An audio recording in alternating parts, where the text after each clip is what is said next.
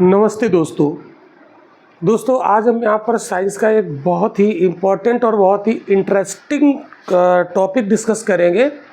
ये साइंस की एक ऐसी पज़ल है जो बड़ी रोचक है और हम सभी के दिमाग में ये टाइम टू टाइम आती रहती है। तो आप जैसा कि देख रहे होंगे हमारे वाइट बोर्ड पर मैंने टॉपिक लिखा है, जुड़वा बच्चे क्यों पैदा होते हैं।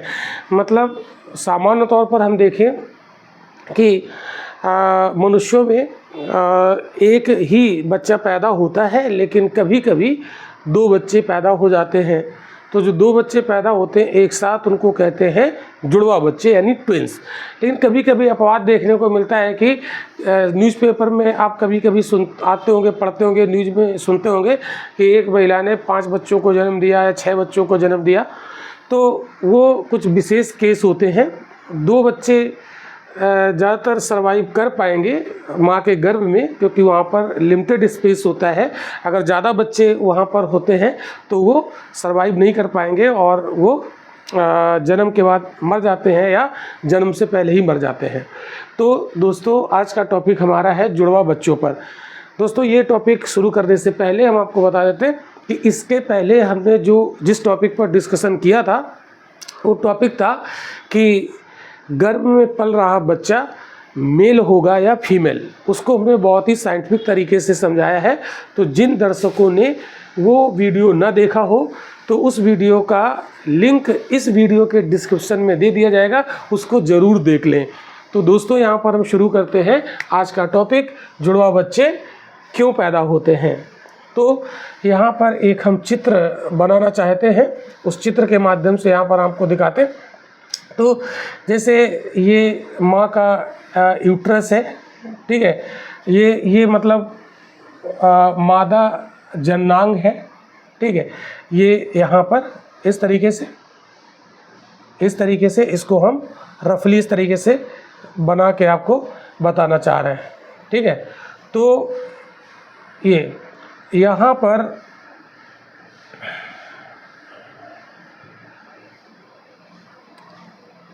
ये कुछ इस तरीके से, ठीक। तो ये एक रफली डायग्राम है। तो ये दोस्तों ओवरी होती है। क्या होती है? ओवरी, अंडाशय, ठीक है। तो 2 ओवरी होती हैं महिला में, और ये जो ओवरी होती है ये एग को रिलीज़ करती है, अंडे को रिलीज़ करती है, ठीक है। और एक बार में ये एक अंडे को ही रिलीज़ करती है। तो ये जो अंडा रिलीज होता है यहाँ से चलते धीरे धीरे ये फैलोपियन ट्यूब के एक स्थान पर पहुँचता है, ठीक है। तो दोस्तों पहले तो हम ये आपको कॉमन कॉन्सेप्ट समझा देते हैं कि बच्चा कैसे पैदा होता है। तो जैसे ये मदर से एक एग रिलीज हुआ और जो फादर होगा, जो मेल होगा, उससे एक ये शुक्राणु है ना, ये एक्चुअल में स्पर्म होता है ना। इंग्लिश में क्या कहते हैं? स्पर्म। ये एक सेल होती है, ठीक है। और एग भी एक सेल होता है, कोशिका होता है। तो जो मेल होता है वो बहुत सारी संख्या में, अरबों की संख्या में स्पर्म रिलीज़ करता है। तो उनमें से ये स्पर्म भागते हुए आता है और ये कोई एक स्पर्म इस अंडे को भेद कर, इस एग को भेद कर इसके न्यूक्लियस में चला जाता है, ठीक है। न्यूक्लियस में चला जाता है और इसको क्या कर देता है? इसको निषेचित कर देता है, ठीक है। ये फर्टिलाइज हो जाता है और यहीं से फिर बच्चे का निर्माण शुरू होता है और वो एक निश्चित समय के पश्चात उसका जन्म होता है। अब ये जन्म लेने वाला बच्चा मेल या फीमेल कुछ भी हो सकता है, वो हमने आपको पहले के लेक्चर में समझाया है। प्रश्न ये उठता है कि जो ये अरबों की संख्या में यहाँ पर स्पर्म जब यहाँ पर दौड़ लगाते हैं, इसके पास पहुँचते हैं, तो उसमें से कोई एक ही शक्तिशाली स्पर्म इसको भेद पाता है। और जैसे ही वो एक स्पर्म इसके अंदर प्रवेश करता है तो ये अपनी दीवार को एकदम हार्ड कर लेता है ताकि दूसरा स्पर्म इसके अंदर प्रवेश न कर पाए। तो दूसरा स्पर्म यदि इसके पास आएगा भी तो इससे टकराएगा और मर जाएगा, इसके अंदर नहीं जा पाएगा। कहने का मतलब ये एग जो है उस शक्तिशाली स्पर्म को मौका देता है, जो मतलब जो इनमें सबसे शक्तिशाली स्पर्म होगा उसी को ये मौका देता है अंदर आने का, ठीक है। और बाकी के लिए ये दरवाज़ा अपना बंद कर लेता है। इसीलिए ये जो बच्चा पैदा होता है ये लाखों में एक होता है, क्योंकि लाखों में शुक्राणु दौड़ लगाते हैं, उनमें से कोई एक शुक्राणु जो सबसे शक्तिशाली होता है वो अंडे को निषेचित कर पाता है। तो जो बच्चा जन्म लेता है तभी वो लाखों में एक कहलाता है। क्लियर? तो बच्चा कैसे जन्म लेता है, कैसे ये फर्टिलाइज होता है एग, ये हमने आपको समझाया। अब आइए देखते हैं कि जैसे अब यहाँ से ये स्पर्म प्रवेश करेंगे, क्या प्रवेश करेंगे, ये स्पर्म प्रवेश करेंगे, ऐसे मान लेते हैं ये स्पर्म प्रवेश कर रहा है। अब ये स्पर्म ऐसे दौड़ लगाएंगे, ठीक है, ये दौड़ लगाएंगे, ये दौड़ लगाते हुए इसके पास पहुँचेंगे और ये बहुत सारे स्पर्म इसके पास पहुँचेंगे। इसमें से जो शक्तिशाली स्पर्म होगा उसको मौका देगा ये एग, और एक स्पर्म इसके अंदर प्रवेश कर जाएगा, और एक स्पर्म प्रवेश करेगा इस तरीके से इसके न्यूक्लियस के अंदर घुसेगा और इसको फर्टिलाइज कर देगा। और जैसे वो घुसेगा इसके बाद ये अपनी दीवार को क्या कर लेगा, हार्ड कर लेगा, एकदम पत्थर जैसा बना लेगा, ताकि अब कोई दूसरा स्पर्म उसके अंदर प्रवेश ना कर पाए। तो ये अंडा यहाँ पर क्या हो जाएगा, ये निषेचित हो जाएगा। मतलब किस जगह निषेचित होता है, इसको कहते हैं फैलोपियन ट्यूब। क्या कहते हैं, फैलोपियन ट्यूब। ये बड़ा इंपॉर्टेंट प्रश्न है, फैलोपियन ट्यूब। तो कहाँ पर एग को स्पर्म फर्टिलाइज करता है, वो जगह क्या है, वो कहाँ पर था, फैलोपियन ट्यूब में। अब जब ये यहाँ पर फर्टिलाइज हो जाएगा, बाकी सारे स्पर्म यहाँ पर मर जाएंगे। अब होगा क्या, सुनना मेरी बात ध्यान से, ये उसी कॉन्सेप्ट की तरफ हम आपको लेके जा रहे हैं, जुड़वा बच्चों की तरफ, ठीक है। तो ये अब फर्टिलाइज एग ये धीरे धीरे आकर यहाँ पर गर्भाशय की दीवार में चिपक जाएगा। इसको कहते हैं ट्रांसप्लांट हो जाएगा। क्या हो जाएगा, ट्रांसप्लांट हो जाएगा। और फिर ये अपनी सेल डिवीजन करेगा, क्या, कोशिकाओं का विभाजन करेगा, ठीक है। तो सेल डिवीजन हम आपको किसी और क्लास में आपको बताएंगे, अगले नेक्स्ट वीडियो किसी में आपको बताएंगे कि किस तरीके से ये एक सिंगल सेल जो होती है, ये सिंगल सेल ही है अभी, ठीक है, जो 23 क्रोमोसोम मदर से लेकर आ रहा है और 23 क्रोमोसोम फादर से लेकर ये मिलकर निषेचित होकर 46 क्रोमोसोम बन जाता है। तो ये 46 क्रोमोसोम की एक सेल होती है जिसको जाइगोट कहते हैं। क्या कहते हैं, जाइगोट, ठीक है। ये एक जाइगोट बना, ठीक है, युग्मनज हिंदी में कहते हैं, एक जाइगोट बना। अब ये जाइगोट यानी जो सेल है, जाइगोट नाम की सेल जो निषेचित है, ठीक है। अब ये सेल क्या करेगी, ये सोमैटिक सेल डिवीजन करेगी, एक सेल से 2 सेल, 2 सेल से 3 सेल, ऐसे ऐसे करके बहुत सारी सेल बन जाएंगी, ठीक है। और ये जाइगोट धीरे धीरे एम्ब्रियो यानी भ्रूण में बदल जाएगा। किस में बदलेगा, एम्ब्रियो यानी भ्रूण में बदलेगा। तो भ्रूण यहाँ पर ये ऐसे डेवलप होगा और ये ऐसे चिपक गया, तो इसके अंदर बहुत सारी सेल बन जाएंगी, ठीक है, सेल बन जाएंगी, और ये यहाँ पर ट्रांसप्लांट हो गया, ठीक है। अब ये इन सेल में कुछ स्टेम सेल भी होंगी, और स्टेम सेल जो होती हैं वो हमारे शरीर के विभिन्न विभिन्न अंगों का निर्माण करती है। तो इसमें कोई ऐसी सेल होती जो हाथ का निर्माण करेगा, कोई पैर का निर्माण करेगा, है ना। तो डिफरेंट बॉडी के पार्ट्स का निर्माण करेगा, और एक निश्चित समय के पश्चात ये बच्चा पूरा डेवलप हो जाएगा माँ के गर्भ में, और फिर ये जन्म लेगा, ठीक है। लेकिन होता क्या है, अब दोस्तों अब आगे की कहानी समझते हैं। ये तो हो गया नॉर्मल केस, ठीक है, एक बच्चा जन्म लेगा। लेकिन होता क्या है कि कभी कभी क्या होता है कि ये अंडा निषेचित हुआ और यहाँ पर आया ट्रांसप्लांट होने के लिए। तो जैसे ये यहाँ पर चिपकने के क्रम में एक सेल यहाँ से निकल के बाहर हो जाती है, एक सेल निकल के बाहर हो जाती है, ठीक है। तो उसी जाइगोट से, ये जाइगोट एक ही है, ठीक है, ये क्या था, जाइगोट, इसी जाइगोट से एक सेल निकल के बाहर हो जाती है।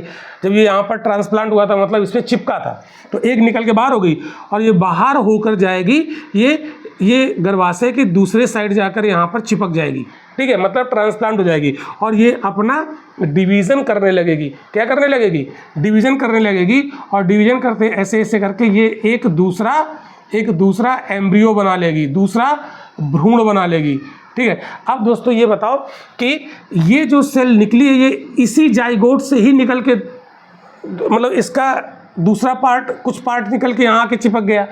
तो ये 2 भ्रूण बने, 2 भ्रूण, लेकिन वो दोनों भ्रूण एक सिंगल जाइगोट से ही निकले, ठीक है, एक सिंगल जाइगोट से ही निकले 2 भ्रूण। तो इसमें मदर का वही एक एग था और फादर का एक स्पर्म, उसी एक स्पर्म और एक एग से 2 भ्रूण बने, और ये दोनों भ्रूण डेवलप होकर 2 बच्चे बन जाएंगे। चूंकि ये सिंगल स्पर्म, वही एक ही स्पर्म था, एक ही एक था, उसी से ये डिवाइड हो गया, डिवाइड होकर दो बना। तो ये दोनों बच्चे जो जन्म लेंगे ये बिल्कुल एक जैसे लगेंगे, जैसे एक दूसरे की फोटोकॉपी है। तो ये जो ट्विंस पैदा होंगे, ये जो ट्विंस पैदा होंगे ये कैसे होंगे? आइडेंटिकल होंगे। कैसे होंगे? आइडेंटिकल। ठीक है, आइडेंटिकल होंगे, मतलब ये एक दूसरे की फोटोकॉपी लगेंगे। ठीक है, इनमें कोई अंतर नहीं होगा। जानते हो, इसमें कोई मदर के अलावा या परिवार वालों के अलावा कोई बाहरी व्यक्ति इनमें अंतर नहीं कर पाएगा। तो इसमें क्या होगा? एक शैतानी करेगा, दूसरा पिटाएगा, है ना? तो बात आप समझ रहे हो? दूसरा कोई इनको आसानी से नहीं पहचान पाएगा। इनके डीएनए भी एक ही होंगे। क्यों? क्योंकि इनके अंदर के क्रोमोसोम सेम थे, क्योंकि एक ही जाइगोट से दो बने थे। ठीक है, तो इनके डीएनए भी एक ही होंगे। हाँ, लेकिन जो फिंगरप्रिंट होगा वो अलग हो जाएगा, बाकी चीज़ें एकदम आइडेंटिकल होंगी। तो ये एक ही जाइगोट से बना, इसी को कहते हैं मोनोजाइगोटिक ट्विंस। मोनोजाइगोटिक ट्विंस मतलब एक ही जाइगोट से जन्म लेने वाले दो जुड़वा बच्चे। ठीक है, तो ये कैसे होंगे? आइडेंटिकल होंगे, देखने में एक जैसे लगेंगे, और दोनों का जो क्या बोलते हैं, जो सेक्स होगा वो एक ही होगा, मतलब दोनों का लिंग एक ही होगा। अगर ये लड़की होगी तो दोनों ही लड़की होंगी, अगर इसमें से लड़का होगा तो फिर ये दोनों ही बच्चे लड़के ही होंगे। ठीक है, यानी इसमें जो जेंडर होगा वो सेम होगा। ऐसा नहीं हो सकता है कि मोनोजाइगोटिक जो ट्विंस हो तो उसमें एक लड़का एक लड़की हो जाए, ऐसा नहीं होगा। इसका जो जेंडर होगा सेम होगा। अब तो दोस्तों यहाँ पर हमने देखा कि ये जो ट्विंस है, ट्विंस, इसमें हमने देखा एक ट्विंस देखा जो आइडेंटिकल है। कैसा है? आइडेंटिकल। ठीक है, इतनी बात आपको समझ में आई होगी मुझे लगता है। और जो आइडेंटिकल होते हैं वो कैसे होते हैं? मोनोजाइगोटिक। कैसे होते हैं भैया? मोनोजाइगोटिक। ये कॉन्सेप्ट आपको समझ में आया। अब हम दूसरे टाइप का ट्विंस भी यहाँ पर देखते हैं।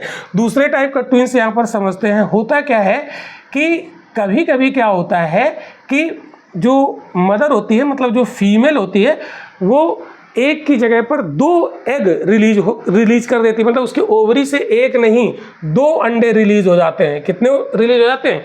दो अंडे रिलीज हो जाते हैं। ये सामान्य तौर पर ऐसा नहीं होता है ना? कभी कभी ऐसा हो जाता है, ये प्राकृतिक चीज़ है, कुछ कह नहीं सकते इसके लिए।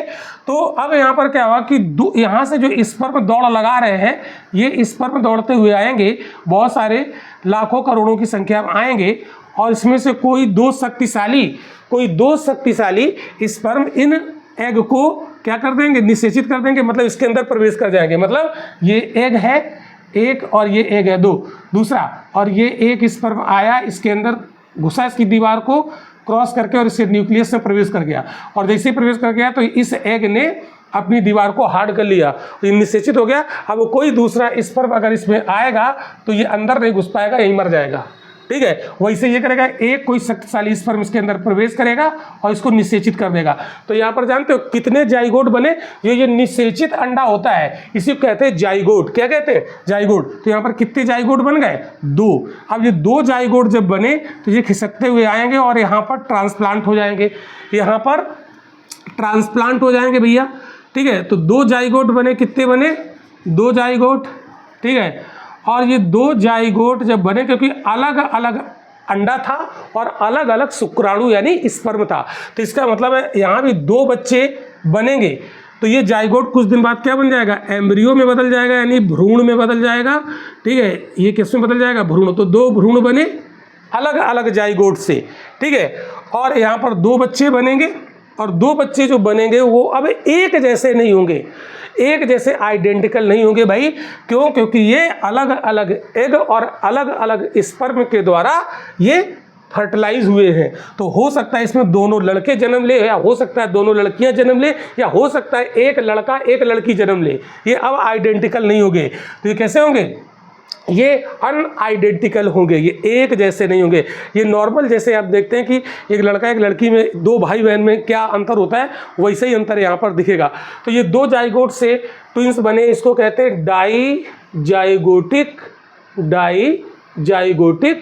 ट्विंस, क्या बोलोगे, डाइजाइगोटिक ट्विंस। और ये कैसे होते हैं, ये अनआइडेंटिकल होते हैं। ये आइडेंटिकल थे, ये कैसे होंगे, ये अनआइडेंटिकल होंगे, मतलब दोनों को आसानी से हम पहचान सकते हैं। तो दोस्तों यहाँ पर हमने बहुत ही साइंटिफिक तरीके से इसको क्लियर करने का प्रयास किया। आई होप कि आपको ये पजल समझ में आई होगी। तो दोस्तों अगर इस वीडियो से आपने कुछ सीखा है तो इसको लाइक करें, इसको शेयर करें, और हाँ, चैनल को सब्सक्राइब करना बिल्कुल ना भूलें, क्योंकि हम इसी तरीके के इंटरेस्टिंग टॉपिक यहाँ पर डिस्कस करते हैं, जिससे कि आप उस टॉपिक को देख पाएँ टाइमली। ठीक है, तो दोस्तों कमेंट करके आप ये ज़रूर बताइए कि अगले लेक्चर में आप कौन से टॉपिक को यहाँ पर देखना चाहते हैं, समझना चाहते हैं, तो उसमें कमेंट कीजिएगा। हम उसी टॉपिक पर वीडियो बनाने का प्रयास करेंगे, क्योंकि हम अपने दर्शकों का ख्याल रखते हैं। जो यहाँ पर आप देखना चाहें उस पर हम वीडियो बनाने की कोशिश करेंगे। तो दोस्तों मिलते हैं फिर अगले वीडियो में एक इंटरेस्टिंग टॉपिक के साथ। Thank you.